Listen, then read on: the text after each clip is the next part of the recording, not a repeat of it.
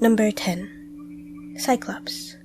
They are mostly depicted as a one-eyed giant in Greek mythology. Their earliest origin depicts them as primordial giants that have been born from Gaia and Uranus. According to Hesiod's work, Uranus and Gaia had 3 Cyclops sons. They were Brontes, Steropes, and Arges. I guess they all had what they would have called a defect, as their sons turned out to be wild, has no social manners, and one-eyed. But they do possess great strength. Apparently, they were also the first smiths of the time. But because of their strength, wild manner, and monstrosity, their father Uranus threw them into the pits of Tartarus, where they remained imprisoned until the Olympians came to power. As thanks to the Olympians for freeing them, they in turn worked with Hephaestus, the Olympian god of blacksmiths, sculptures, metallurgy, fire, and volcanoes, at the heart of the volcanic mountain Etna, crafting weapons for the Olympians, such as Zeus's lightning bolts. Number 9. Sphinx. When you hear of the Sphinx, the first image in your head would probably be the one in Egypt with the broken nose. Well, yes, that is definitely a Sphinx, but let me tell you about the Greek version of the Sphinx. The Sphinx is a monster with the head and sometimes torso of a woman, the body of a lioness, the wings of an eagle, and has a serpent-headed tail. There's a few stories of what the Sphinx does, but what is common is that it happened in the city of Thebes, and she would ask people who comes across her to solve a riddle. Those who couldn't answer the riddle correctly would be devoured or killed by her. Early stories of the Sphinx never told what her riddle was, but in later stories, there's one riddle that became so well known, everyone knows the answer to it. The riddle goes something like this. What is the creature that walks on 4 legs in the morning, 2 legs at noon, and 3 in the evening? The famous answer would be humans, because humans crawled on all 4s as a baby, walked on 2 feet as an adult, and walks with the walking stick in old age. But thinking about it, that could have been wrong. I mean, humans literally do start from 0 from not being able to walk, and there's no guarantee you'll need a walking stick in old age. So what do you think would be the real answer? Number 8. Hydra. A giant snake-like creature that resides in the swamps of Lerna in the land of Argos. It is said to have multiple heads, which ranged between 5 heads to around 100. It is known to attack with poisonous venom and has 1 immortal head out of its many heads. It is said to hide in an underwater cave, which is apparently the entrance to the underworld. Anyways, the famous story of the Hydra came from the 12 labors Heracles had to perform because he killed his own wife and children. Killing the Hydra was the second of the 12 labors he had to perform. So Heracles went to Lerna with his nephew or servant or friend called Iolaus. Knowing that the Hydra could emit toxins from its mouths, Heracles and Iolaus covered their mouth and nose with cloth.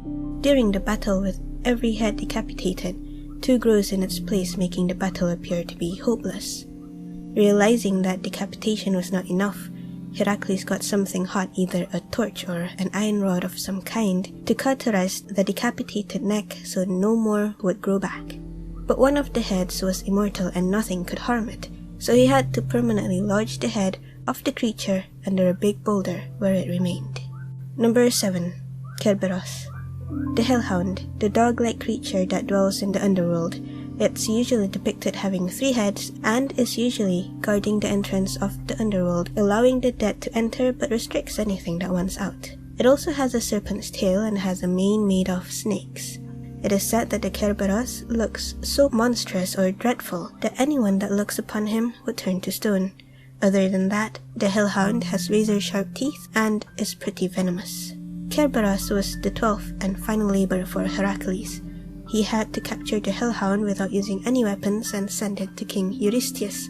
He succeeded, of course, and with the permission of Hades, because Kerberos is his gate guard, Heracles could then bring Kerberos to the surface. Number 6. Pegasus. Imagine a majestic horse. Now, imagine a majestic white horse with wings. That is the Pegasus. It is said to be immortal and was born from the neck of the beheaded Medusa. The story goes like this. He was born from the beheaded Medusa, tamed by some demigod called Bellerophon when it came down to drink at the town's fountain. And then he became a battlemon for Bellerophon.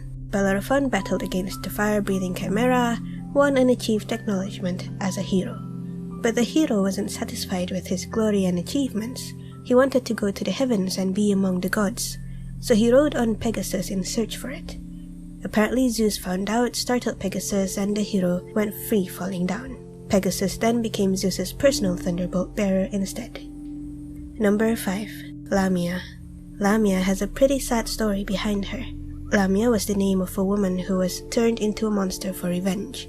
She was the queen of Libya and was one of Zeus's many mistresses. She was a subject to Hera's wrath. Hera, being jealous of Lamia, killed all of Lamia's children.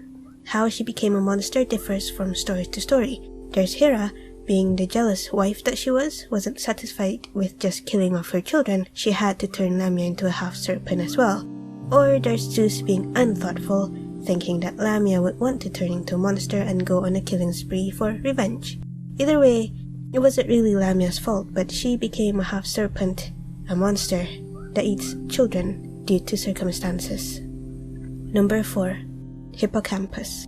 Imagine a seahorse, then imagine the seahorse to be as big as a normal horse. That is the hippocampus. It's just as majestic as the Pegasus, but this one lives in the sea. Being from the sea, they usually have greenish scales, and instead of a mane, it has fish-like fins and appendages. Some of them were actually depicted with wings. The ancients believe that they are the final adult form of the actual tiny seahorses that we know today.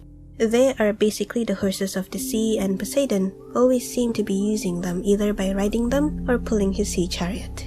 Number 3. Centaur. A centaur is a creature that is half human and half horse. Everything above the waist is human, and below the waist an entire horse's body. A very big creature, I must say.